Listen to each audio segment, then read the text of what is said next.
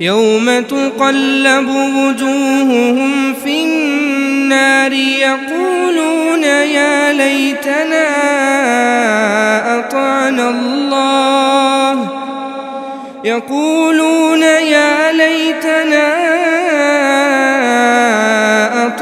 الله وأطعنا الرسولا وقالوا ربنا إنا أطعنا سادتنا وكبراءنا. السلام عليكم ورحمة الله وبركاته. إن الحمد لله نحمده ونستعينه ونستغفره ونؤمن به ونتوكل عليه ونعوذ بالله من شرور أنفسنا ومن سيئات أعمالنا. من يهده الله فلا مضل له ومن يضلل فلا هادي له. وأشهد أن لا إله إلا الله وحده لا شريك له وأشهد أن محمدا عبده ورسوله. أما بعد فأعوذ بالله من الشيطان الرجيم. بسم الله الرحمن الرحيم. يا أيها الذين آمنوا اتقوا الله حق تقاته ولا تموتن إلا وأنتم مسلمون. அளவற்ற அருளாளனும் நிகரற்ற அன்புடையவனுமாகிய அல்லாஹுவின் திருப்பெயர் போற்றி புகழ்ந்து ஆரம்பம் செய்கின்றேன். அந்த ஏக இறைவனின் சாந்தியும் வற்றா கருணையும் இறுதி தூதர் முஹம்மதுர் ரசூலுல்லாஹ் ஸல்லல்லாஹு அலைஹி வஸல்லம் அன்னவர்களின் மீதும் அன்னவர்கள் குடும்பத்தார்கள், தோழர்கள், தாபிஈன்கள், தபஉ தாபிஈன்கள், சத்தியத்தையும் ஏகத்துவத்தையும் நமக்கு எடுத்து சொன்ன இமாம்கள், குறிப்பாக சத்தியத்தை அறிந்து கொள்ள வேண்டும் என்கிற உயர்ந்த எண்ணத்தோடு அல்லாஹ்வின் இறையில்லத்தில் ஒன்று கூடியிருக்கும் நம்மவர்கள் அனைவர்களின் மீதும் வந்து சேரட்டுமாக. அவ்வண்ணமே இங்கு பேசப்படக்கூடிய கேட்கப்படக்கூடிய ஒவ்வொரு செய்திகளையும் நமது உள்ளத்தில் பதிய வைத்து நமது அன்றாட வாழ்க்கையில் எடுத்து நடப்பதற்கு வல்ல இறைவன் அருள் புரிவானாக. வாழக்கூடிய இந்த அற்பமான சொற்பமான இந்த வாழ்நாட்களில் மருத்துவமனையின் கஷ்டங்கள், அதன் சிரமங்கள், அதன் செலவீனங்களை விட்டும் முழுமையாக பாதுகாப்பு பெற்ற ஒரு வாழ்க்கையை அல்லாஹ் நமக்கும் நமது குடும்பத்தார்களுக்கும் தந்தல் புரிவானாக. உயிருள்ள வரையிலும் உடல் சுகத்தையும் உள்ளத்தின் ஆரோக்கியத்தையும் நிரப்பமாக தந்தல் புரிவானாக. வாழும் காலங்களில் கடன் தொல்லையிலிருந்தும், வட்டியின் கொடூர பிடியிலிருந்தும், வறுமையின் பிடியிலிருந்தும், கோர விபத்திலிருந்தும், கொடிய நோய் நொடிகளிலிருந்தும், கெட்ட மௌத்திலிருந்தும், கெட்ட ஆட்சியாளரிடமிருந்தும் நம்மையும் நம் சமூகத்தையும் அல்லாஹ் ரப்புல் ஆலமீன் நிரந்தரமாக பாதுகாத்து அருள் புரிவானாக. ஹலாலான வழியில் சம்பாதித்து ஹலாலான வழியில் செலவழிக்கக்கூடிய நன்மக்களாக அல்லாஹ் ரப்புல் ஆலமீன் நம் எல்லோரையும் வாழச் செய்வானாக என்ற பிரார்த்தனையோடு என்னுடைய தொடர் உரையை ஆரம்பம் செய்கின்றேன். அன்பிற்கினிய அருமையான பெருமக்களே, குர்ஆன் சுன்னா கூறும் அழகிய உபதேசங்கள் என்கிற தலைப்பின் கீழ் 4வது நாள் இரவு தொழுகையை தொழுது முடித்துவிட்டு அல்லாஹும் அல்லாஹுடைய ரசூலும் சொல்லக்கூடிய சில உபதேசங்களை கேட்டறிவதற்காக நாம் இங்கு இருக்கிறோம். அல்லாஹ் ரப்புல் ஆலமீன் நாம் எந்த நோக்கத்திற்காக வேண்டி இங்கு குழுமியிருக்கின்றோமோ அந்த நோக்கத்தை கபூல் செய்வானாக. அன்பிற்கினிய அருமையான பெருமக்களே, 31வது அத்தியாயம் 12வது வசனத்திலிருந்து அல்லாஹ் ரப்புல் ஆலமீன் முன் சென்ற காலத்தில் லுக்மான் என்கிற ஒரு நல்லடியார் வாழ்ந்தார். அவர் தன்னுடைய பிள்ளைகளுக்கு மிக மிக அழகான சில உபதேசங்களை செய்தார். அவர் செய்த அந்த உபதேசம் நமக்கு மிகப்பெரிய பாடத்தையும் படிப்பினையையும் தருகிறது என்பதாக அல்லாஹ் ரப்புல் ஆலமீன் 31வது அத்தியாயம் 12வது வசனத்திலிருந்து அல்லாஹ் தொடர்ச்சியாக நமக்கு சொல்லிக்கொண்டே இருக்கிறான். 12வது வசனத்திலிருந்து 18வது வசனம் வரைக்கும் ஏறத்தாழ 10 விதமான உபதேசங்களை அல்லாஹ் ரப்புல் ஆலமீன் இந்த வசனங்களின் மூலமாக நமக்கு சொல்லி காமிக்கிறான். அது என்ன 10 உபதேசம் அப்படின்னா, முதல் விஷயம் இணை வைக்காதே. இரண்டாவதாக இறைவனின் வல்லமையை பற்றி நாமும் நமது சந்ததிகளும் தெரிந்து கொள்ள வேண்டும். மூன்றாவது, எந்த நிலையிலும் தொழுகையை விட்டுவிடக்கூடாது, தொழுகையாளிகளாக இருக்க வேண்டும். நான்காவது, நன்மையை ஏவ வேண்டும், தீமையை தடுக்க வேண்டும். ஐந்தாவது, நமக்கு ஏற்படக்கூடிய அந்த சோதனைகளின் போது பொறுமை காக்க வேண்டும். ஆறாவது, மக்களை விட்டும் எப்பொழுதுமே நமது முகத்தை பெருமையின் காரணமாக திருப்பிக் கொள்ளக்கூடாது. ஏழாவதாக, பூமியில் நடக்கும் பொழுது கர்வத்தோடு நடக்கக்கூடாது. 8வது, பெருமை அடிக்கக்கூடிய எந்த மனிதரையும் அல்லாஹ் ரப்புல் ஆலமீன் விரும்பவே மாட்டான். 9வது, நாம் நடக்கும் பொழுது நடுத்தரத்தை மேற்கொள்ள வேண்டும். 10வது, நாம் பேசும் பொழுது நமது குரலில் ஒரு தாழ்மையை ஏற்படுத்தி கொள்ள வேண்டும். இப்படி 10 விதமான ஒரு உபதேசத்தை அல்லாஹ் ரப்புல் ஆலமீன் அந்த வசனங்களிலிருந்து நமக்கு சொல்லி காட்டுகிறான். லுக்மான் அலைஹிஸ்ஸலாத்து வஸ்ஸலாம் அவர்கள் தன்னுடைய பிள்ளைகளுக்கு செய்த இந்த 10 உபதேசமும் மிக முக்கியமான உபதேசமாக இருக்குது. அதை ஒன்றன் பின் ஒன்றாக நம்ம பார்த்துக்கிட்டே வரோம். இதுவரைக்கும் நம்ம எத்தனை உபதேசத்தை பார்த்துருக்குறோம்? இணை வைக்கக்கூடாது அப்படின்றத பார்த்தோம். 2வது, அல்லாஹுடைய வல்லமையை நாம் தெரிந்து கொள்ள வேண்டும். அல்லாஹுடைய வல்லமை எப்படிப்பட்டது என்பதாக லுக்மான் அலைஹிஸ்ஸலாம் தன்னுடைய பிள்ளைகளுக்கு எப்படி சொல்லி கொடுத்தாங்க சொல்லுங்க. சொல்லுங்க தம்பி, கரெக்ட் தான். மாஷா அல்லாஹ், ரொம்ப அருமையாக கவனிச்சிருக்கிறார். தன்னுடைய பிள்ளைக்கு அல்லாஹுடைய வல்லமையை லுக்மான் அலைஹிஸ்ஸலாம் எப்படி சொல்லி கொடுத்தாங்கன்னா, என் அருமை மகனே, இன்தகு மிஸ்கால ஹப்பத்தின் மின் ஹர்தலின் ஃபதகுன் ஃபி ஸஹரத்தின் அவு ஃபிஸ் ஸமாவாத்தி அவு ஃபில் அர்து. கடுகினுடைய வித்தளவு, கடுகே ரொம்ப சின்னது, கடுகினுடைய வித்தளவு ஒரு பொருள் இருந்து அந்த பொருள் வானத்திலோ பூமியிலோ பாறையிலோ மறைந்திருந்தாலும் அவைகளையும் அல்லாஹ் கொண்டு வருவதற்கு சக்தி பெற்றவன். அப்போ அவன் எவ்வளோ பெரிய சக்தி உள்ளவனாக இருப்பான் அப்படின்னு அல்லாஹுடைய வல்லமையை, அல்லாஹுடைய ஆற்றலை, அல்லாஹுடைய குதிரத்தை தன்னுடைய பிள்ளைகளுடைய உள்ளத்தில் ஆழமாக பதிய வைத்தார் லுக்மான் அலைஹிஸ்ஸலாம். 3வதாக என்ன உபதேசம் செய்ததாக நம்ம பார்த்தோம்? தொழுகை. மாஷா அல்லாஹ், தொழுகையை எப்பொழுதும் விட்டுறாதீங்க, தொழுகையை எப்பவும் தொழக்கூடியவர்களாக இருங்க அப்படின்னு லுக்மான் அலைஹிஸ்ஸலாம் தன்னுடைய பிள்ளைக்கு உபதேசம் செய்யக்கூடியவராக இருந்தார். 4வது உபதேசத்தை இருந்து இன்னைக்கு நம்ம பார்க்க போகிறோம். 4வதாக அந்த தொழுகையை ஒட்டி லுக்மான் அலைஹிஸ்ஸலாம் தன்னுடைய பிள்ளைக்கு செய்த உபதேசம் என்ன தெரியுமா?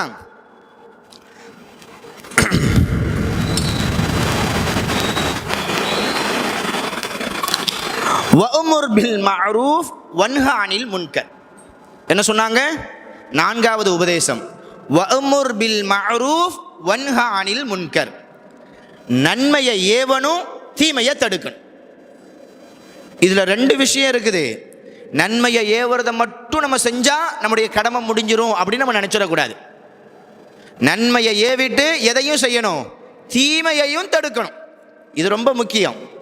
உதாரணத்துக்கு நம்முடைய அறிவிற்கு ஏற்ற மாதிரி ஒரு உதாரணத்தை சொல்லணும்னா, ஒரு நாணயம் இருக்குது, ஒரு காயின் இருக்குது, ஒரு நோட்டு இருக்குது.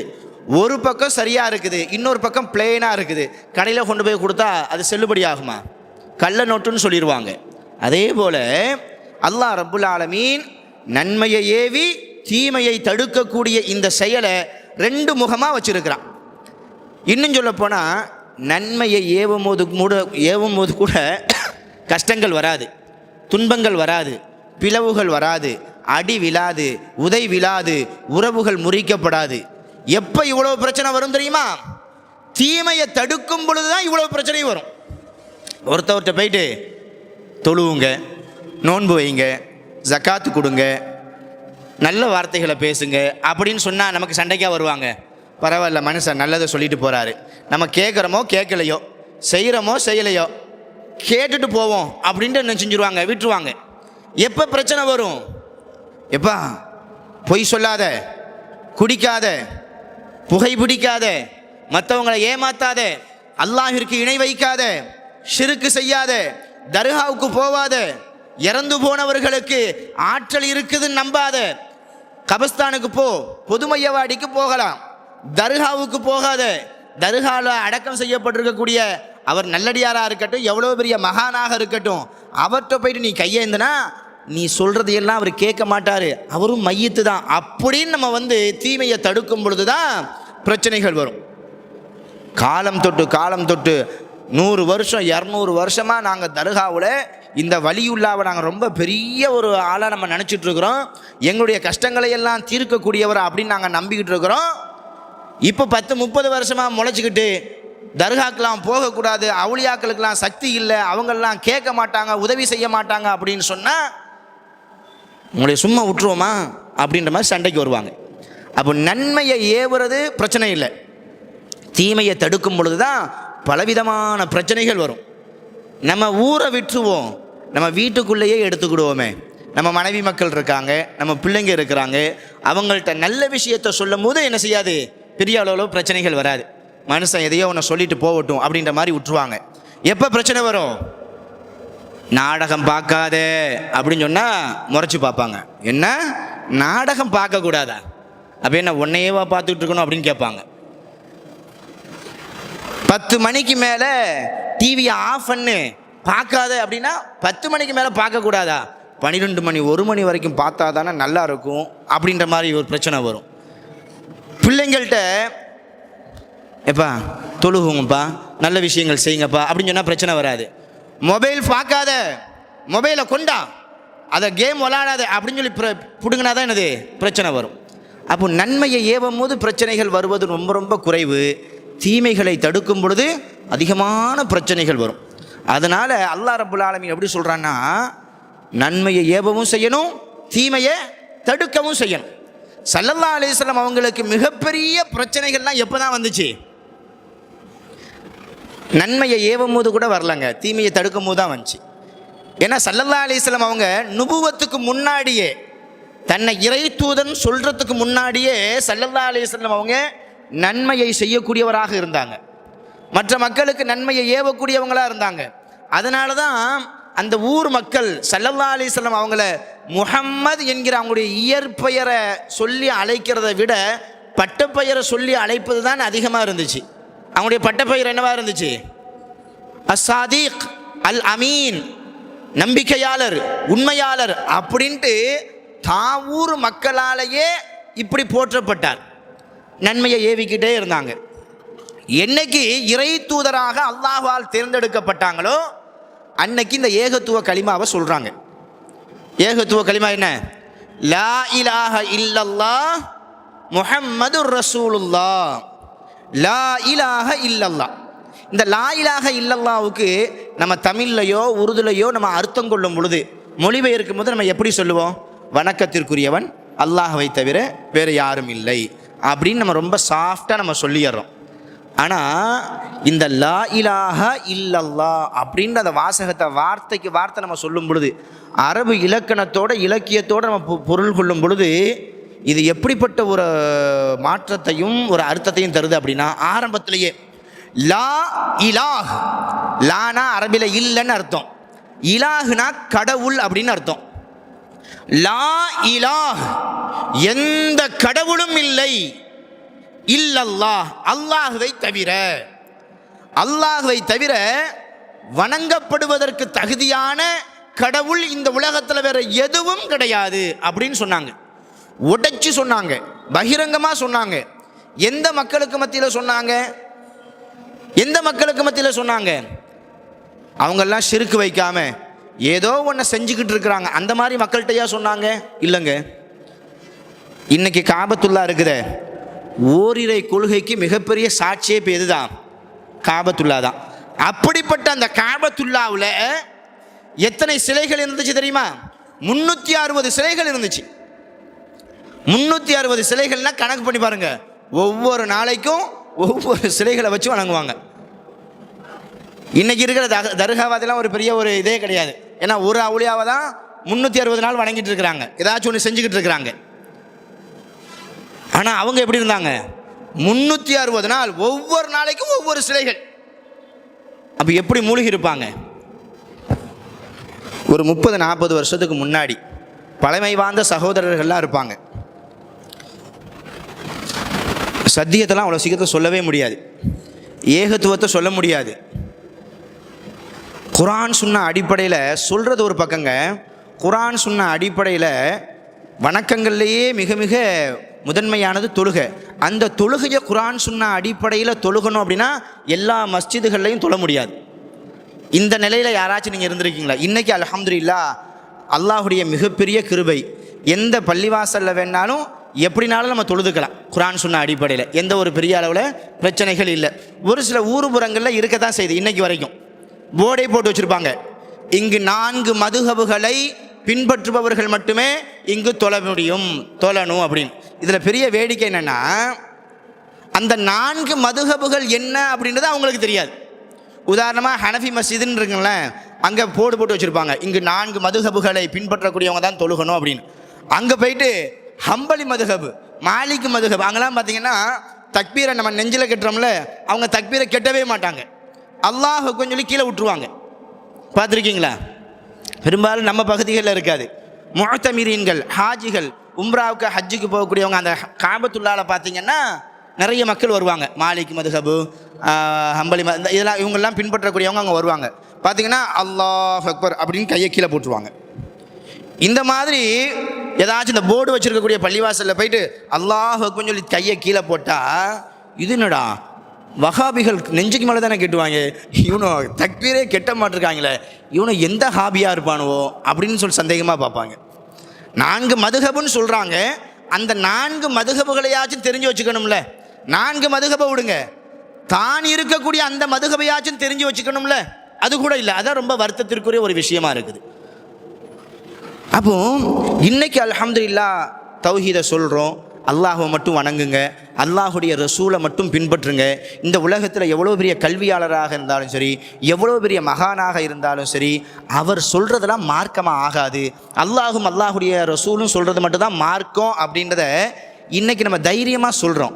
இங்கே எப்படி இந்த பகுதியில் எப்படி நம்ம ஊரில் வந்து எவ்வளோ பிரச்சனைகளை சந்திச்சதோ, அதே போல் தென்னகத்திலையும் பயங்கரமான பிரச்சனைகளையெல்லாம் சந்தித்தாங்க. இப்படி தொழுதுன்னு அல்லாஹ் அக்பர் தொழுதா அப்படியே அழகாக தூக்கிட்டு போயிடுவாங்க. தொழுதுகிட்டு இருக்கும் போதே இந்த மாதிரி அநியாயத்தை எங்கேயாச்சும் பார்த்துருக்கீங்களா? இது நான் ஒரு வேடிக்கைக்காக வேண்டியோ சிரிப்புக்காக வேண்டியோ சொல்லலை.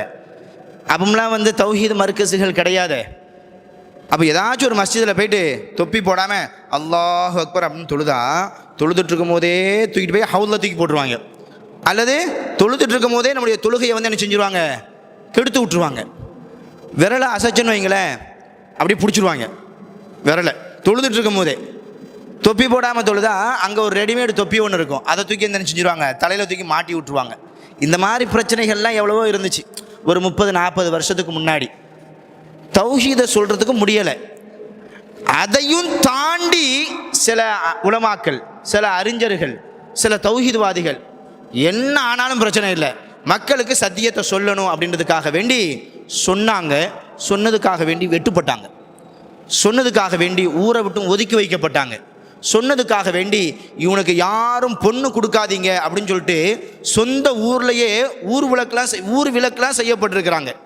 அதை விட ஒரு பெரிய அநியாயம் என்ன தெரியுமாங்க? தௌஹீதை சொன்னதுக்காக வேண்டி அந்த தௌஹீதுவாதியினுடைய ஜனாசாவில் யாரும் கலந்துக்க கூடாது, அந்த வீட்டுக்கு போகக்கூடாது அப்படின்ற மாதிரிலாம் சட்டத்தை கொண்டு வரணும்லாம் பிளான் போட்டாங்க. அல்லாஹ் மிகப்பெரியவன், அவனுடைய மார்க்கத்தை அவன் பாதுகாத்துருவான். அவனுடைய மார்க்கத்தை யாரெல்லாம் பாதுகாக்கணும், மக்களுக்கு கொண்டு போய் சேர்க்கணும்னு நினைக்கிறாங்களோ அவங்களையும் அல்லாஹ் பாதுகாத்துருவான், கண்ணியப்படுத்திடுவான். அப்போ ஒரு 30-40 வருஷத்துக்கு முன்னாடியே சத்தியத்தை சொல்கிறதுக்கு அவ்வளவு கஷ்டம், அவ்வளவு சிரமம். 1400 வருஷத்துக்கு முன்னாடி இஸ்லாம்னா என்னன்னே தெரியாது, முழுக்க முழுக்க சிலை வணக்கம், முழுக்க முழுக்க ஷிர்க்.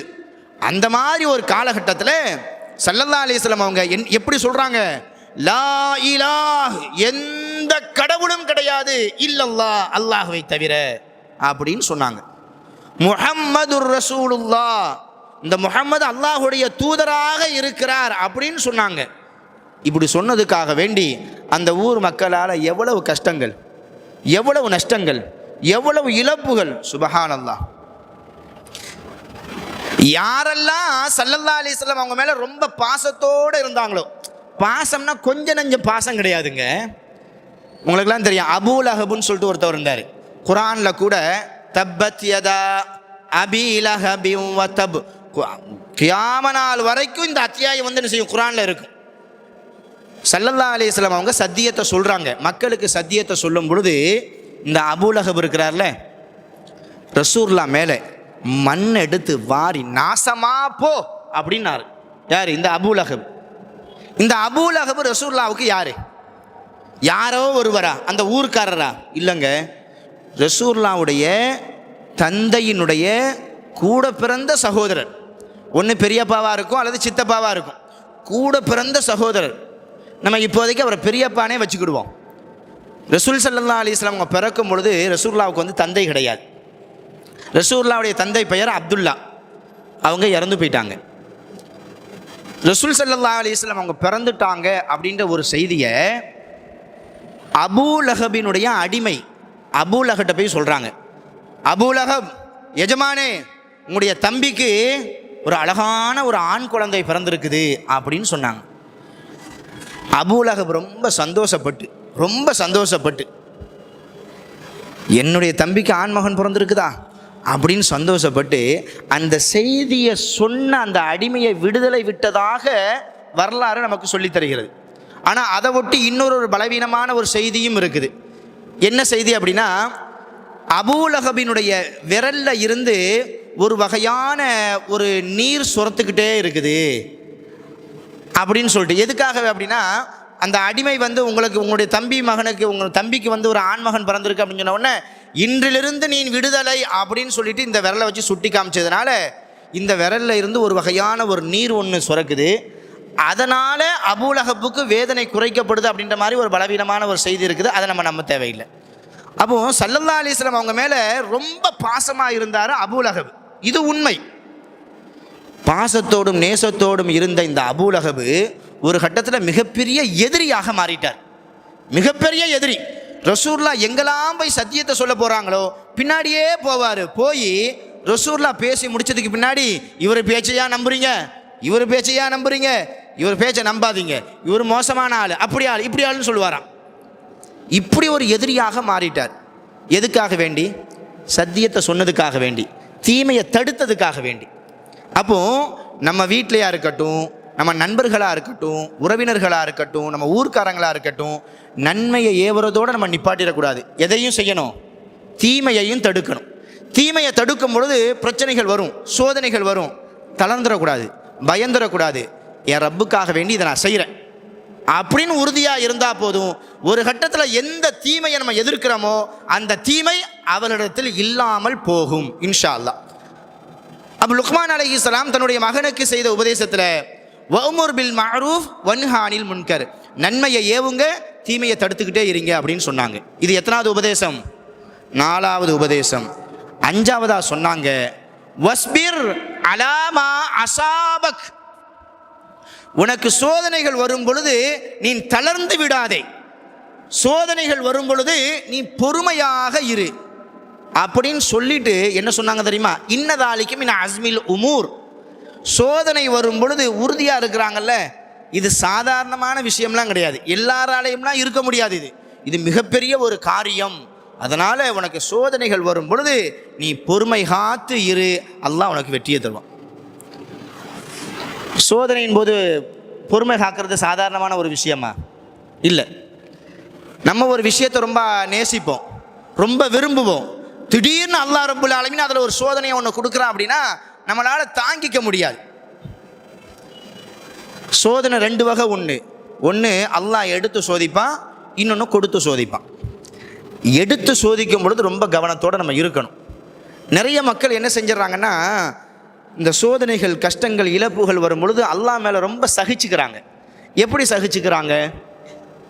நம்ம சரியாக தானே இருக்கிறோம், தொழுகிறோம், பொய் சொல்ல மாட்டிருக்கிறோம், யாரையும் ஏமாற்ற மாட்டிருக்கோம், கரெக்டாக ஏகத்துவத்தின் அடிப்படையில் இருக்கிறோம், குர்ஆன் சுன்னா தான் என்னுடைய உயிர் மூச்சு அப்படின்ற மாதிரி நம்ம ஓரளவு நம்ம வாழ்ந்துக்கிட்டு இருக்கிறோம். இப்படியெல்லாம் கரெக்டாக இருக்கும் பொழுது அல்லாஹ் நமக்கு அடிக்கு மேலே அடி, சோதனைக்கு மேலே சோதனை, இழப்புகளுக்கு மேலே இழப்புகள் தந்துக்கிட்டே இருக்கிறானே, என்னத்தை வணங்கி என்னத்தை சரியாக இருந்து அப்படின்ற மாதிரி ஒரு எண்ணங்கள் சில சமயங்களில் நமக்கு வரது உண்டு. ஷைத்தான் தான் இந்த எண்ணத்தை போடுறான். நம்ம கரெக்டாக இருக்கும் பொழுது சோதனைகள் வருது அப்படின்னா அதை நம்ம எப்படி எடுத்துக்கிறது சொல்லுங்க பார்ப்போம். அல்லாஹ் நம்மளைய நேசிக்கிறான் அப்படின்னு நம்ம எடுத்துக்கணும், இதுதான் சரி. ஏன்னா ஸல்லல்லாஹு அலைஹி வஸல்லம் நமக்கு அப்படி தான் கற்றுத்தராங்க. எப்படி கற்றுத்தராங்க? அல்லாஹ் நம்மளைய நேசிக்கிறான் அப்படின்றதுக்குண்டான ஒரு பெரிய அடையாளம் என்னென்னா, மலை உச்சியிலிருந்து கீழே கரையை நோக்கி வெள்ளம் எவ்வளோ வேகமாக வரும், மலை உச்சியிலிருந்து கரைக்கு தண்ணீர் எவ்வளோ வேகமாக வரும். இந்த மாதிரி தான் அல்லாஹ் எந்த ஒரு மனிதனை நேசிக்கிறானோ அந்த மனிதரை நோக்கி சோதனைகள் வந்துக்கிட்டே இருக்குமா. அப்போ ஒரு சோதனை, கஷ்டம், இழப்பு இது வருது அப்படின்னா அல்லாஹ் நம்மளை நேசிக்கிறான். அல்லாஹ் சோதனைக்கு பின்னாடி தாங்க தன்னோட சேர்த்துக்கிடுவான். மனிதர்களே அப்படி தானே. நம்ம ஒரு வியாபாரம் செய்ய போகிறோம், யாரையாச்சும் ஒருத்தவரை ஒர்க் பார்ட்னராக நம்ம சேர்த்துக்க போகிறோம் அப்படின்னா தெருவில் போகிற எல்லாத்தையும் சேர்த்துக்கிடுவோமா? அவர் யார், எப்படிப்பட்டவர், அவருடைய சொல் எப்படி, செயல் எப்படி, பழகிறதுக்கு சரியான ஒரு ஆளா, நம்ம இருந்தாலும் இல்லாட்டாலும் நாணயமாக நடந்துக்குவாரா அப்படின்ற மாதிரிலாம் நம்ம எல்லாத்தையும் யோசிக்கிறோம்ல. சாதாரண மனிதர்களாகிய நாமே நம்மோடு ஒரு பார்ட்னரை, ஒரு நண்பரை நம்ம தேர்ந்தெடுக்கணும், பக்கத்தில் வச்சுக்கணும் அப்படின்னா எவ்வளவு சோதனை பண்ணுறோம். ரப்புல் ஆலமீன் சாதாரணமானவனா? இல்லை. ரப்புல் ஆலமீன் மனிதர்களில் இருந்து சில பேரை தன்னுடைய உற்ற தோழனாக, நண்பனாக எடுத்துக்கொள்கிறான். அதுக்கு அல்லாஹ் வைக்கக்கூடிய விஷயமே பரீட்சையே என்ன? சோதனை தான். சோதனையை கொடுப்பான். அந்த சோதனையை கொடுக்கும் பொழுது பொறுமை காக்க வேண்டும். அந்த சோதனைகள், இழப்புகள் வரும் பொழுது அல்லாஹ் என்னையை கைவிட மாட்டான் அப்படின்ற நம்பிக்கை வைக்கணும். வரலாறுகளை எடுத்து பாருங்களேன். இப்ராஹிம் நபியுடைய வரலாறை நம்ம 100 தடவை 1000 தடவை நம்ம கேள்விப்பட்டிருப்போம். அந்த வரலாறு நமக்கு சொல்லித்தரக்கூடிய ஒரே ஒரு பாடம் என்னன்னா, சோதனையை சகிச்சுக்கிட்டா அல்லாஹுடைய நெருக்கம் உண்டு. இதுதான் இப்ராஹிம் நபிக்கு கொடுத்த சோதனைலாம் சாதாரணமானதா? சுப்ஹானல்லாஹ். ஆனால் அங்கே நம்பிக்கை இருக்குது பாருங்க. உலகம் அழியும் வரையிலும் எல்லா மனிதர்களுக்கும் உறுதியான ஒரு நம்பிக்கையை ஒரு பாடமாக சொல்லித்தரும். தீ குண்டத்தில் தூக்கி வீசப்படுறாங்க. கடைசி நிமிடம் வரைக்கும் என் ரப்பு என்னைய கைவிட மாட்டான் அப்படின்ற நம்பிக்கை வச்சிருந்தாங்களா இல்லையா? அந்த நம்பிக்கைக்கு கொடுத்த பரிசு என்ன? குர்ஆன் என்ன சொல்லுது? நம்மளுடைய அறிவால சிந்திச்சு பார்த்தா விடையே கிடைக்காது. அல்லாஹ் கொடுக்கக்கூடிய அந்த வெகுமதி இருக்கு பாருங்க. நம்ம பொறுமையாக இருக்கும் பொழுது என் ரப்பு என்னைய கைவிட மாட்டான், என் ரப்பு என்னைய விட்டுற மாட்டான் அப்படின்ட்டு அந்த பொறுமையில் இருக்கும் பொழுது அந்த பொறுமைக்கு அல்லாஹ் ஒரு பரிசை தருவான் பாருங்க. அந்த பரிசை நாம் பெறும் பொழுது நம்முடைய கைகளும் பத்தாது, நம்முடைய பைகளும் பத்தாது. இப்ராஹிம் நபி சோதிக்கப்பட்டாங்க. சத்தியத்தை சொல்கிறாங்க, ஏகத்துவத்தை சொல்கிறாங்க. இப்ராஹிம் இந்த ஊரில் இருந்தால் மக்களையெல்லாம் ஒரு மாதிரியாக கொண்டு போயிடுவார், அதனால் இப்ராஹிமை கொன்னரணும், தீத்தரணும்னு சொல்லிட்டு அப்போது இருந்த அந்த மன்னர் வந்து என்ன செய்கிறாரு? ஒரு திட்டத்தை தீட்டுறாரு. இப்ராஹிமை நெருப்பு குண்டத்தில் தூக்கி போட்டுற வேண்டியதான். நெருப்பு குண்டத்தில் போடுறதுக்கு முன்னாடி வரைக்கும் என் ரப்பு என்னை கைவிட மாட்டான். தூக்கி வீசப்படுறாங்க. வீசப்பட்ட அந்த நொடியில் அங்கே இருந்து அந்த நெருப்புக்குள்ளே வரத்துக்குள்ளார அல்லாஹ் ரப்புல் ஆலமீன் நெருப்புக்கு கட்டளையிட்டான். எப்படி? யா நார் கூனி பர்தன் வசலாமன் அலா இப்ராஹிம். சுப்ஹானல்லாஹ். எப்படி சொன்னா? நெருப்பே, உன்னிடத்தில் என்னுடைய தோழர் இப்ராஹிம் வருகிறார், உன்னுடைய குணத்தை காட்டிடாதே, மிதமான குளிராக மாறிவிடு அப்படின்னு அல்லாஹ் கட்டளையிட்டான். அந்த கட்டளை நிறைவேற்றப்பட்டுச்சு. நெருப்புக்குள்ளே போயிட்டு உள்ளக்கேந்து நடந்து வராங்க. மக்கள்லாம் ஆச்சரியத்தோடு பார்த்தாங்க. இது அல்லாஹ் மீது அவர் வைத்த நம்பிக்கைக்கு அல்லாஹ் கொடுத்த பரிசு. 1-2 சோதனையா? வஇதுப்தலா இப்ராஹீம ரப்புஹு பிகலிமாத்தின் ஃபஅதம்மஹுன். எத்தனையோ சோதனைகள். அதில் இன்னைக்கு வரைக்கும் ரொம்ப அற்புதமாக பேசப்படுவது இஸ்மாயில் அலைஹிஸ்ஸலாம் தன்னுடைய மகனை அறுக்க முனைந்தது, அந்த பாலைவனத்தில் கொண்டு போய் விடப்பட்டது. இன்னைக்கு நம்ம 10 பிள்ளைக்கு ஏதாச்சும் ஒரு சின்ன ஒரு நோவினை வந்துருச்சுன்னா நம்ம எவ்வளோ கஷ்டப்பட்டுறோம், அப்படியே துடிச்சு போயிடுறோம்ல. ஒன்றும் இல்லைங்க, ஓடி போகிறான் நம்ம பிள்ளை, கீழே தடுக்கி விழுந்துடுறான், கையில் காலில் ரத்தம். அதை பார்த்த நம்முடைய உள்ளம் எப்படி இருக்கும்? பதறி போயிடுவோம். சாதாரண ஒரு ரத்தத்துக்கு ரப்புல் ஆலமீன் இப்ராஹிம் நபிக்கு சொல்கிறான், என்னுடைய ஆணை கிணங்க கை குழந்தையாக இருக்கக்கூடிய உன்னுடைய மகனையும் உன்னுடைய மனைவியையும் ஆள் நடமாட்டமே இல்லாத அந்த பாலைவனத்தில் கொண்டு போய் விட்டுன்னு சொன்னான். செஞ்சாங்க. அப்படி செஞ்சதனுடைய அடையாளம், அதற்கு கொடுத்த பரிசு என்ன? இன்னைக்கு வரைக்கும் யார் உம்ராக்கு போனாலும், யார் ஹஜ்ஜுக்கு போனாலும் அந்த ஹாஜர், இஸ்மாயில், இப்ராஹிம் அலைஹிஸ்ஸலாம் அவர்களுடைய தியாகத்தை உணராமல் பார்க்காமல் வரவே முடியாது. அந்த தியாகத்தை நம்ம செய்யலை, உணரலை அப்படின்னா நம்முடைய உம்ராக்களும் ஹஜ்ஜுகளும் பரிபூர்ணமான ஒரு நிலையை அடையாது அப்படின்ற ஒரு நிலைக்கு அல்லாஹ் வச்சிருக்கிறான். அப்போ சோதனைகள் வரும்போது பயந்துட வேண்டாம், தளர்ந்துட வேண்டாம். ஆனால் சோதனைகள் பலவிதமாக இருக்கும். எல்லாத்துக்கும் அல்லாஹ் ஒரே மாதிரி சோதனையை கொடுத்துட மாட்டான். சூரத்துல் பக்ராவில் சொல்கிற மாதிரி, வலனபுலுவன்னக்கும் பிஷையும் மினல் ஹௌஃபி வல் ஜூஇ வ நக்ஸிம் மினல் அம்வால் வஸ்ஸமராத் வபஷ்ஷிரிஸ் ஸாபிரீன். பலவிதமான சோதனைகள் இருக்கும். ஒரு மனிதருக்கு அல்லாஹ் என்ன செய்வான்னா வறுமையை கொடுப்பான். ஒரு மனிதருக்கு அல்லாஹ் என்ன செய்வான்னா அடுத்தடுத்து உயிர் இழப்புகளை கொடுத்துக்கிட்டே இருப்பான். சில மனிதர்களுக்கு அல்லாஹ் ரப்புல் ஆலமீன் வசதிகளை கொடுப்பான். சில மனிதர்களுக்கு அல்லாஹ் ரப்புல் ஆலமீன் ஆட்சி அதிகாரத்தை கொடுப்பான். சில மனிதர்களுக்கு அல்லாஹ் ரப்புல் ஆலமீன் கல்வி ஞானத்தை கொடுப்பான். சில மனிதர்களுக்கு அழகை கொடுப்பான். இப்படி எல்லாத்தையும் கொடுத்து சோதிப்பான். அந்த சோதனைகள் வரும் பொழுது யார் பொறுமை காக்கிறாரோ அல்லாஹ் ரப்புல் ஆலமீன் சொல்கிறான் வபஷ்ஷிரி ஸாபிரீன். அந்த மாதிரி பொறுமையாளர்களுக்கு நற்செய்தி சொல்லுங்க, அவங்களுக்கு சிறப்பான கூலிகள் உண்டு அப்படின்னு சொல்லிட்டு அல்லாஹ் ரப்புல் ஆலமீன் சொல்லி காமிக்கிறான். ஆகையினால இன்றைய உரையிலிருந்து நாம் தெரிந்து கொள்ள வேண்டிய மிக முக்கியமான ஒரு பாடம் என்னென்னா, லுக்மான் அலைஹிஸ்ஸலாம் சொன்னாங்க தன்னுடைய மகனுக்கு, வஸ்பிர் அலாமா அசாபக், உனக்கு சோதனை வரும் பொழுது நீ பொறுமையாக இரு. பொறுமையாக இருப்பது சாதாரணமான விஷயம் அல்ல, அது காரியங்களில் மிக உறுதியானது அப்படின்னு சொன்னாங்கல்ல. இந்த உபதேசத்தை நமது உள்ளத்தில் பதிய வச்சுக்கணும். சோதனைகள் வரும், கஷ்டங்கள் வரும், இழப்புகள் வரும். அப்படி வரும் பொழுது என் ரப்பி என்னை கைவிட மாட்டான். ஒரே ஒரு விஷயத்தை மட்டும் ஆழமாக மனசில் பதிய வச்சுக்கோங்க. இந்த துனியாவில் உலக கோடீஸ்வரர்கள்லாம் இருக்கிறாங்க. உலக கோடீஸ்வரரில் 2வது 3வது 4வது 10வது 5வதுலாம் இருக்கிறாங்க. அதில் அல்லாஹ்வே இல்லை சொல்லக்கூடியவர்களும் இருக்கிறாங்க. இந்த உலகத்தில் எவ்வளோ பெரிய கண்ணியவான்கள்லாம் இருக்கிறாங்க. அவர்கள்லாம் அல்லாஹ்வை ஏற்றுக்கொண்டவர்கள் கிடையாது. மனதில் பதிய வைக்க வேண்டும், நிறுத்த வேண்டும். அல்லாஹ்வே இல்லை அப்படின்னு சொல்லக்கூடியவர்களை கூட அல்லாஹ் ரப்புல் ஆலமீன் இந்த துன்யாவில் ரொம்ப கண்ணியமாக வாழ வைக்கும் பொழுது, என் ரப்பு அல்லாஹு தான் அப்படின்னு நம்பிக்கை கொள்ளக்கூடிய நம்மளை அல்லாஹ் இழிவுபடுத்திடுவானா? அல்லாஹ் நம்மளை கேவலப்படுத்திடுவானா?